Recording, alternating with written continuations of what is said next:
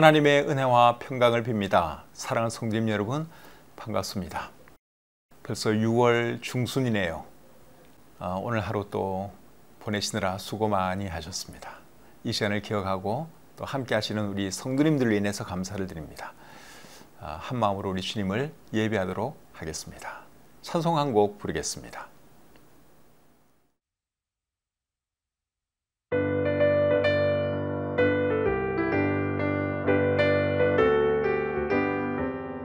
빛의 사자들이여 어서 가서 어둠을 물리치고 주의 진리 모르는 백성에게 복음의 빛 비춰라 비춰라 빛의 사자들이여 복음의 빛 비춰라 죄로운 밤 밝게 비춰라 빛의 사자들이여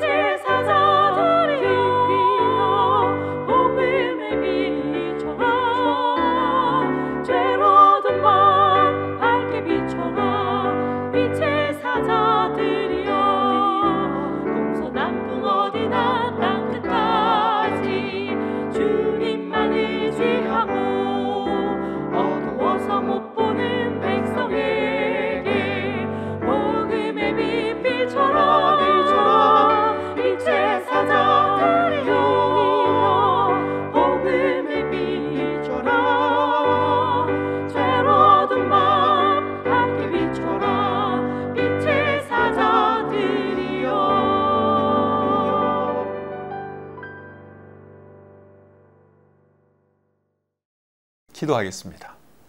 하나님 아버지, 은혜와 사랑을 감사합니다. 저희들을 구원해 주시고 하나님의 자녀로 삼아 주셔서 감사합니다. 주님의 나라를 늘 사모하면서 하루하루 살 수 있으니 감사합니다. 오늘 하루도 하나님의 은혜 가운데 하루 생활 잘 마치게 해주시고 이 시간 하나님을 예배하게 해주셔서 감사합니다. 우리의 마음을 모아서 하나님을 예배할 때 하나님 우리의 예배를 기쁘게 받아주시고 또 예배하는 우리 모든 성도님들 하나님께서 함께 해주시고 영광 받아 주시옵소서. 모든 것 감사드리며 예수님의 이름으로 기도드립니다. 아멘. 찬송 한 곡 더 부르겠습니다.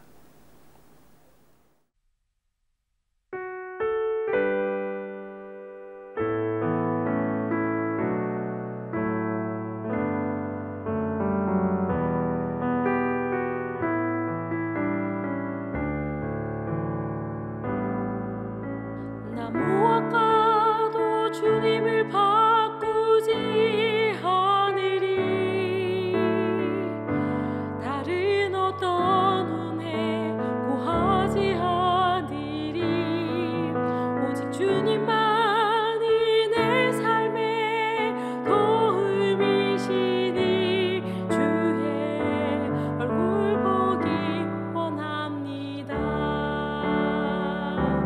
주님 사랑해요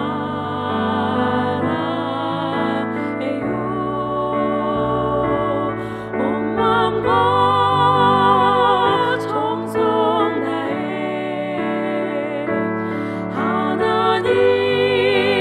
하나님의 신실한 친구 되기 원합니다. 무엇과도 주님을 바꾸지 않으리 다른 어떤 은혜 구하지 않으리 오직 주님만이 내 삶의 도움이시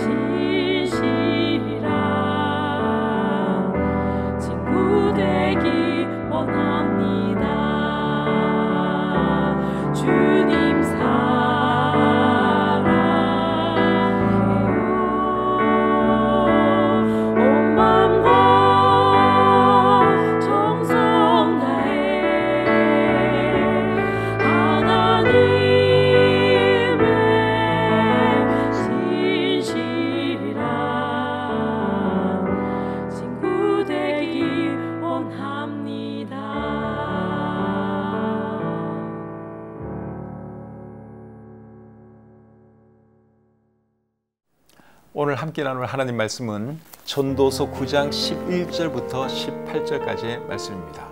전도서 9장 11절부터 18절까지의 말씀을 제가 읽어드릴 때 여러분들 눈으로 잘 따라 읽으시기를 바랍니다.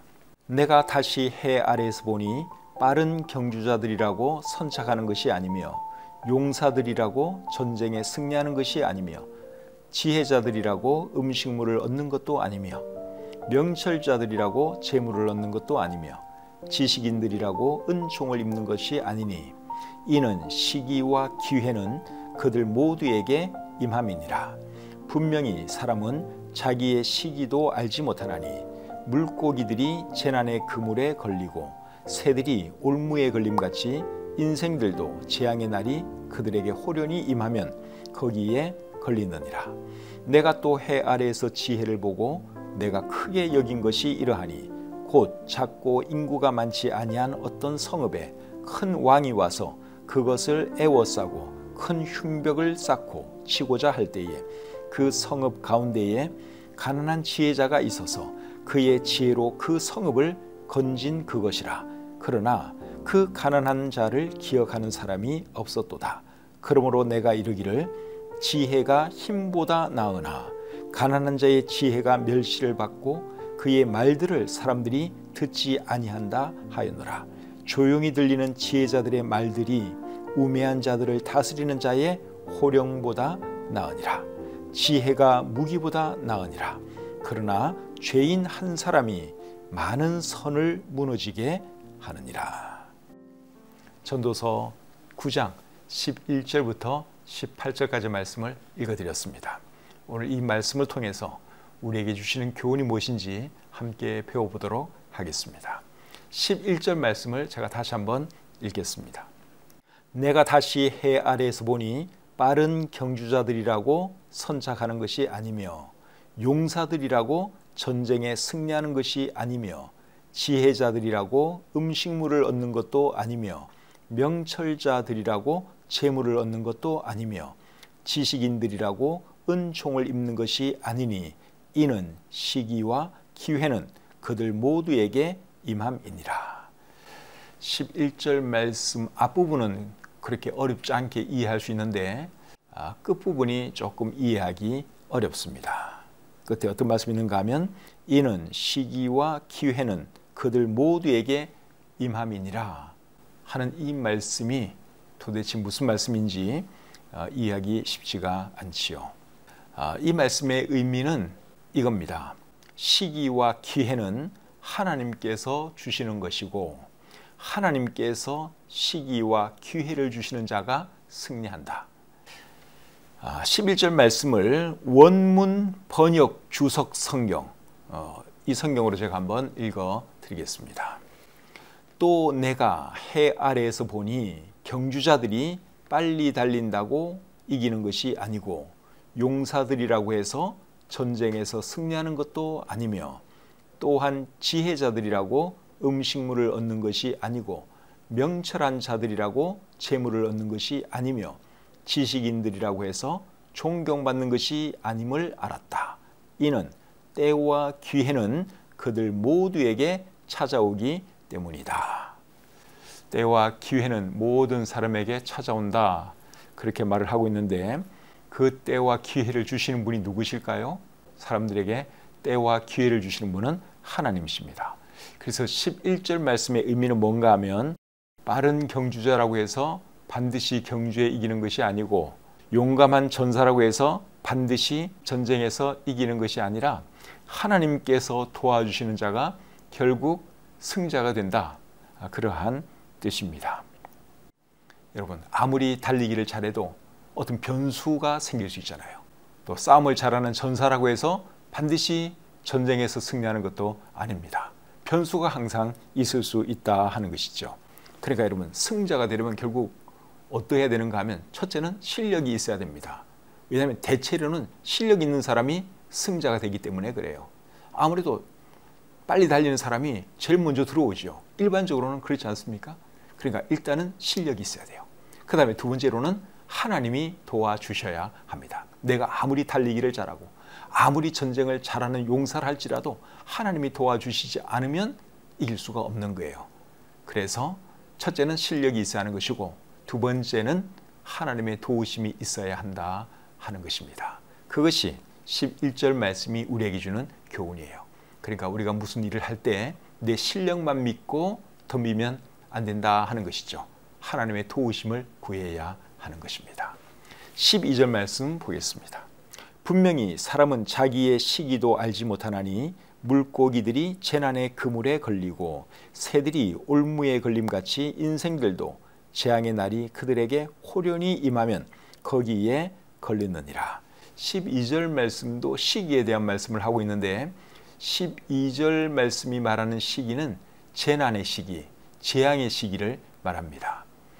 11절에서는 그 시기가 하나님께서 주시는 시기, 하나님께 주시는 때를 말했는데, 12절에서는 재앙의 시기, 재난의 시기를 말하는 거예요. 12절 말씀을 잘 보면 그것을 쉽게 알 수 있습니다. 12절을 제가 다시 한번 읽어드리겠습니다. 분명히 사람은 자기의 시기도 알지 못하나니 물고기들이 재난의 그물에 걸리고 새들이 올무에 걸림같이 인생들도 재앙의 날이 그들에게 호련히 임하면 거기에 걸리느니라. 잘 읽어보니까 12절이 말하는 시기는 재앙의 시기, 재난의 시기인 것을 알 수 있죠. 사람들에게 임하는 가장 큰 재앙, 가장 큰 재난이 뭐겠습니까? 죽음이죠. 모든 사람에게 죽음이 시시각각 다가오고 있잖아요. 그렇기 때문에 지혜로운 사람은 다가오는 자기의 재난의 시기, 죽음에 대해서 준비를 하고 살지요. 근데 어리석은 사람은 이제 그런 준비를 하지 않고 살아가는 것이죠. 사람들이 노후 대책에 대해서 많은 신경을 쓰고 살아가는데, 여러분, 노후 대책도 물론 중요하지요. 그런데 그것보다 더 중요한 것은 뭔가 하면 죽음에 대한 준비가 되어 있어야 한다 하는 것입니다. 죽음에 대한 준비가 되어 있지 않으면 결국 어떻게 되겠어요? 영원히 멸망할 수밖에 없는 것입니다. 어떻게 하는 것이 죽음에 대한 준비를 잘하는 거예요? 예수님 믿고 구원받고 천국 갈 확신 가지고 살아가는 것이, 그게 죽음에 대한 준비를 잘 하는 것입니다. 여러분들은 죽으면 어떻게 될 것 같습니까? 천국 갈 것 같아요? 지옥 갈 것 같아요? 천국 갈 확신 있는 사람은 죽음에 대한 준비가 되어 있는 사람이에요. 근데 아직까지 나는 거기에 대한 준비가 되어 있지 않아요. 나는 천국 갈지 지옥 갈지 잘 모르겠어요 하는 그런 분들은 아직 죽음에 대한 준비가 덜 된 겁니다. 죽음에 대한 준비를 해야 하는 것이죠. 예수님의 십자가 옆에 달렸던 한 강도 기억하시죠? 그 사람은 자기에게 죽음이 이제 곧 임한다고 하는 것을 알고 자기의 영혼을 예수님께 의탁했어요. 그랬을 때 예수님께서 그에게 영원한 천국을 보장해 주었죠. 오늘 네가 나와 함께 낙원에 있으리라. 예수님이 그에게 영원한 천국을 보장해 주었습니다. 그 사람은 참 지혜로운 사람이에요. 자기가 죽음에 대한 준비가 되어 있지 않다고 하는 것을 알고서는 자기 바로 옆에 달려있는 메시아 예수님에게 자기의 영혼을 의탁했기 때문에 그 사람은 참 지혜로운 사람이다 하는 것이죠. 여러분들은 죽음에 대해서 준비가 되어 있습니까? 준비가 안 된 분들 계시면 지금이라도 안 늦었어요. 꼭 예수님을 여러분의 주님으로 영접하시고 구원받고 천국에 갈 확신을 가지고 사시기를 바랍니다. 그렇게 하는 사람이 지혜로운 사람이에요. 13절부터 15절 계속 보겠습니다. 내가 또 해 아래에서 지혜를 보고 내가 크게 여긴 것이 이러하니 곧 작고 인구가 많지 아니한 어떤 성읍에 큰 왕이 와서 그것을 애워싸고 큰 흉벽을 쌓고 치고자 할 때에 그 성읍 가운데에 가난한 지혜자가 있어서 그의 지혜로 그 성읍을 건진 그것이라. 그러나 그 가난한 자를 기억하는 사람이 없었도다. 13절부터 15절까지의 내용이 뭐죠? 어떤 성읍에 가난한 한 지혜자가 살고 있었는데 그 가난한 지혜자가 그의 지혜로 성읍을 구했다 하는 것이 방금 읽은 이 말씀의 핵심입니다. 그런데 공동번역 성경으로 읽으면 다른 내용으로 번역이 되어 있습니다. 공동번역 성경으로 13절부터 15절까지 말씀을 한번 읽어드리겠습니다. 하늘 아래서 지혜가 이런 대접을 받는 것도 나는 보았다. 내가 보기에 이것은 퍽 중요한 일이다. 인구가 얼마 되지 않는 성읍이 하나 있었다. 어떤 왕이 대군을 이끌고 와서 포위하고 공격할 준비를 갖추었다. 그런데 그 성읍 안에는 지혜 있는 사람이 하나 있었다. 그러나 그는 가난하였다. 그 사람의 지혜로 성읍은 위기를 면할 수도 있었을 터인데 그 가난한 사람을 인정하는 자가 하나도 없었다. 개역 개정판에서는 가난한 지혜자가 그 성읍을 구했다 그렇게 되어 있고, 공동번역에서는 그 성읍 사람들이 그 가난한 지혜자의 말을 듣지 않아서 위기를 면할 수 없었다 그런 뜻으로 번역하고 있습니다. 두 번역 중에서 어느 번역이 맞는 걸까요? 둘 중에 하나는 맞고 하나는 틀리겠죠? 반대되는 말을 하고 있으니까 제 생각에는 이 부분에 있어서만큼은 공동번역 성경이 번역을 잘했다고 생각이 듭니다. 어떻게 그것을 알 수 있는가 하면 그 다음 절을 보면 알 수 있습니다. 16절 말씀을 제가 한번 읽어드리겠습니다. 그러므로 내가 이르기를 지혜가 힘보다 나으나 가난한 자의 지혜가 멸시를 받고 그의 말들을 사람들이 듣지 아니한다 하였노라. 16절 말씀은 그러므로 그렇게 시작했으니까 앞에 있는 말씀에서 계속 이어지는 말씀인 것을 우리가 알 수 있습니다. 근데 16절에서 뭐라고 말했는가 하면 가난한 자의 지혜가 멸시를 받고 그의 말들을 사람들이 듣지 아니한다 하였노라. 결국 그 성읍 사람들이 가난한 자의 말을 들었다는 것입니까? 안 들었다는 것입니까? 안 들었다는 말이죠. 그러니까 공동번역 성경의 번역이 맞다 하는 것이죠. 공동번역 성경의 내용은 어떻게 되어 있었죠? 가난한 지혜자의 말을 사람들이 듣지 않아서 그 성읍 사람들이 위기를 면하지 못했다. 그런 뜻으로 번역이 되어 있었죠. 그러니까 제가 볼 때는 공동번역 성경이 번역을 잘했습니다. 13절부터 16절까지의 말씀을 보면 무엇이 생각나는가 하면 사람들이 예수님을 믿으면 구원받을 수 있는데 예수님을 믿지 않기 때문에 멸망한다 하는 우리 하나님의 말씀이 생각납니다. 요한복음 3장 18절 말씀을 한번 읽어드리겠습니다. 그를 믿는 자는 심판을 받지 아니하는 것이요 믿지 아니하는 자는 하나님의 독생자의 이름을 믿지 아니함으로 벌써 심판을 받은 것이니라. 사람이 멸망하지 않고 구원받을 수 있는 방법이 결국 무엇입니까? 예수님 믿는 것이죠. 예수님을 받아들이는 거예요. 그런데 오늘날 사람들이 그렇게 안 하잖아요. 예수님께서 자신이 구원받을 수 있는 길이라고 그렇게 말을 하는데도 사람들이 받아들이지를 않아요. 성경이 그것을 강력하게 말하는데도 사람들이 받아들이지를 않고 있습니다. 그래서 사람들이 멸망하는 거죠. 오늘 이 본문에 나와 있는 성읍 사람들하고 너무나 비슷해요. 가난한 지혜자가 그 지혜를 활용을 해서 그 성읍을 구해줄 수 있었는데 그 성읍 사람들이 듣지 않았기 때문에 그 성읍 사람들이 위기를 면할 수 없었어요. 즉 멸망했어요. 오늘날 사람들도 마찬가지입니다. 예수님만 믿으면 예수님께서 하나님인 것을 진심으로 믿고 받아들이면 구원받으시는데 그렇게 하지 않기 때문에 사람들이 멸망하는 것 아닙니까?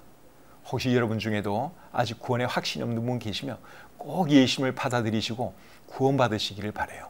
그래야지 여러분들이 멸망하지 않을 수 있습니다. 요한복음 3장 16절 17절 말씀도 제가 읽어드리겠습니다. 하나님이 세상을 이처럼 사랑하사 독생자를 주셨으니 이는 그를 믿는 자마다 멸망하지 않고 영생을 얻게 하려 하심이라. 하나님이 그 아들을 세상에 보내신 것은 세상을 심판하려 하심이 아니요 그로 말미암아 세상이 구원을 받게 하려 하심이라. 하나님께서 독생자 예수 그리스도를 이 땅에 보내신 이유가 뭐라고 말씀하고 있습니까? 사람들을 구원해 주시기 위해서 보내셨다 그렇게 말씀을 하고 있죠. 그러니까 예수님만 받아들이면 누구라도 구원받을 수 있어요. 멸망하지 않을 수 있어요. 그런데도 오늘날 많은 사람들이 예수님을 받아들이지 않고 배척하는 것을 보면 얼마나 어리석은지 모릅니다. 참 마음 아픈 일이죠. 여러분들 중에는 그런 사람이 한 사람도 없기를 바랍니다. 그 다음에 17절 말씀 보겠습니다. 조용히 들리는 지혜자들의 말들이 우매한 자들을 다스리는 자의 호령보다 나으니라. 조용히 들리는 지혜자들의 말들이 우매한 자들을 다스리는 자의 호령보다 낫다. 그렇게 말씀을 하고 있습니다. 당연한 말씀이죠. 우매한 자들의 호령 소리 듣는 것보다 지혜자들이 조용히 말하는 그 말 듣는 것이 훨씬 더 낫지요. 그런데 그런 말을 어디서 들을 수 있을까요? 조용히 들리는 지혜자들의 말들. 어디 가면 그런 말을 들을 수 있겠습니까? 예, 성경 가르치는 곳에 가면 들을 수 있지요. 성경은 하나님의 지혜의 책입니다. 이 성경을 통해서 사람들은 지혜를 얻을 수 있어요. 진리를 배울 수 있습니다. 성경에 대해서 시편 19편 7절과 8절은 이렇게 말씀하고 있습니다. 여호와의 율법은 완전하여 영혼을 소성시키며 여호와의 증거는 확실하여 우둔한 자를 지혜롭게 하며 여호와의 교훈은 정직하여 마음을 기쁘게 하고 여호와의 계명은 순결하여 눈을 밝게 하시도다. 하나님 말씀, 즉 성경에 대한 말씀인데 이 말씀 보니까 성경 말씀은 지혜롭게 한다고 말씀을 하고 있고 눈을 밝게 한다고 말씀을 하고 있고 영혼을 소성시켜 준다고 말씀하고 있습니다. 이런 책이 성경이에요. 그래서 여러분들이 정말 지혜를 얻기 원하고 진리를 알기 원하면 성경 말씀을 들으셔야 됩니다. 성경을 읽으셔야 하는 것이죠. 잠언 1장 1절부터 6절까지 말씀 또 읽어드리겠습니다. 다윗의 아들 이스라엘 왕 솔로몬의 잠언이라. 이는 지혜와 훈계를 알게 하며 명철의 말씀을 깨닫게 하며 지혜롭게 공의롭게 정의롭게 정직하게 행할 일에 대하여 훈계를 받게 하며 어리석은 자를 슬기롭게 하며 젊은 자에게 지식과 근신함을 주기 위한 것이니 지혜 있는 자는 듣고 학식이 더할 것이요 명철한 자는 지략을 얻을 것이라. 잠언과 비유와 지혜 있는 자의 말과 그 오묘한 말을 깨달으리라. 잠언 말씀에 대해서 이제 한 말씀인데요. 잠언 말씀을 읽으면 지혜로워진다고 말씀을 하고 있습니다. 잠언과 전도서는 특별히 사람들에게 지혜와 명철을 주기 위해서 기록된 하나님의 말씀이에요. 그래서 여러분들이 정말 지혜로워지고 싶다면 잠언만 읽으시고 전도서 말씀을 읽으시길 바랍니다. 다른 성경 다 마찬가지예요. 이 성경은 하나님께서 사람들에게 필요한 지혜를 주기 위해서 기록된 책이에요. 진리가 무엇인지 성경을 통해서 여러분들이 배울 수 있습니다. 어떻게 하면 사람이 멸망하지 않고 구원받을 수 있는지 성경을 통해서 알 수 있습니다. 그래서 여러분들이 정말 조용히 들리는 지혜자들의 말을 듣고 싶으면 성경에 귀를 기울이셔야 합니다. 성경이 지혜의 책이에요. 성경을 통해서 여러분들이 지혜를 배울 수 있습니다. 시편 119편 97절부터 104절까지 말씀도 한번 읽어드리겠습니다. 내가 주의 법을 어찌 그리 사랑하는지요. 내가 그것을 종일 작은 소리로 읊조리나이다. 주의 계명들이 항상 나와 함께하므로 그것들이 나를 원수보다 지혜롭게 하나이다. 내가 주의 증거들을 늘 읊조림으로 나의 명철함이 나의 모든 스승보다 나으며 주의 법도들을 지킴으로 나의 명철함이 노임보다 나으니이다. 내가 주의 말씀을 지키려고 발을 금하여 모든 악한 길로 가지 아니하였사오며 주께서 나를 가르치셨으므로 내가 주의 규례들에서 떠나지 아니하였나이다. 주의 말씀의 맛이 내게 어찌 그리 단지요. 그 입의 꿀보다 더 다니이다. 주의 법도들로 말미암아 내가 명철하게 되었으므로 모든 거짓 행위를 미워하나이다. 시편 119편을 기록한 이분은 하나님 말씀을 정말 사랑한 사람이에요. 성경을 너무너무 사랑했어요. 그래서 이 말씀을 정말 읽고 묵상하고 그렇게 해서 정말 많은 지혜를 얻었다 하는 고백을 그가 하고 있죠. 그리고 하나님 말씀을 통해서 바른 길을 가게 되었다 하는 말씀도 하고 있습니다. 우리들도 그런 삶을 살아야 하는데 그러기 위해서는 성경을 많이 읽어야 한다. 성경을 많이 들어야 한다 하는 말씀 꼭 기억하시길 바랍니다. 뉴스도 들어야 하고 매스컴에서 흘러나오는 참 여러 가지들 우리가 많이 들어야 되는 그러한 시대에 살고 있지만 그래도 그보다 더 중요한 것은 성경이다. 하나님의 말씀이다 하는 것을 여러분들이 꼭 기억하셨으면 좋겠습니다. 이제 마지막으로 18절 말씀을 보겠습니다. 지혜가 무기보다 나으니라. 그러나 죄인 한 사람이 많은 선을 무너지게 하느니라. 18절 말씀도 사실은 앞에서 계속 이어지는 말씀이라고 할 수 있습니다. 지혜가 무기보다 낫다 하는 말씀을 하고 있는데 앞에서 한 지혜자 이야기 나왔죠.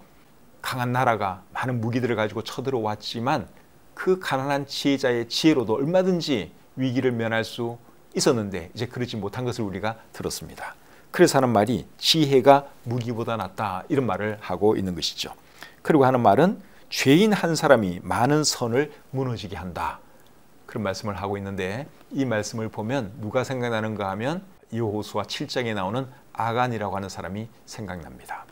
이스라엘 사람들이 그 강한 여리고성을 하나님의 도우심으로 무너뜨리고 그 다음 이제 아이 성을 정복해야 하는데, 아이 성은 여리고성에 비하면 아무것도 아닌 아주 작은 성이에요. 그런데도 이스라엘 사람들이 그 아이 성 사람들과 전투를 해서 지고 말았습니다. 진 이유가 뭐죠? 아간이라고 하는 한 사람이 죄를 지어서 하나님께서 그렇게 되도록 내버려 두셨어요. 그래서 이 아간이 결국 어떻게 됩니까?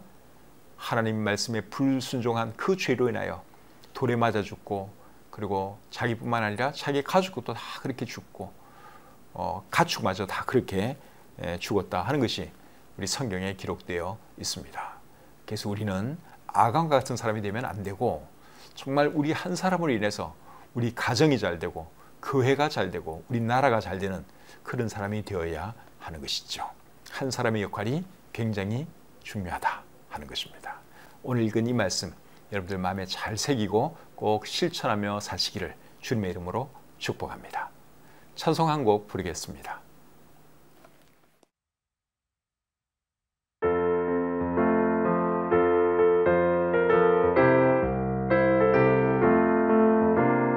예수님의 사랑 신기하고 놀라워 예수님의 사랑 신기하고 놀라워 예수님의 사랑 신기하고 놀라워 오 크신 사랑 하늘 그보다 높고 바다 그보다 깊고 우주 그보다 넓은 오 크신 사랑 예수님의 사랑 신기하고 놀라워 예수님의 사랑 신기하고 놀라워 예수님의 사랑 신기하고 놀라워 오 복된 말씀 정금보다 귀하고 송이 꿀보다 달고 나의 생명 양식인 오 복된 말씀 예수님의 사랑 신기하고 놀라워 예수님의 사랑 신기하고 놀라워 예수님의 사랑 신기하고 놀라워 오 크신 사랑 하늘 그보다 높고 바다 그보다 깊고 우주 그보다 넓은 오 크신 사랑 그보다 높고 바다 그보다 깊고 우주 그보다 넓은 오 크신 사랑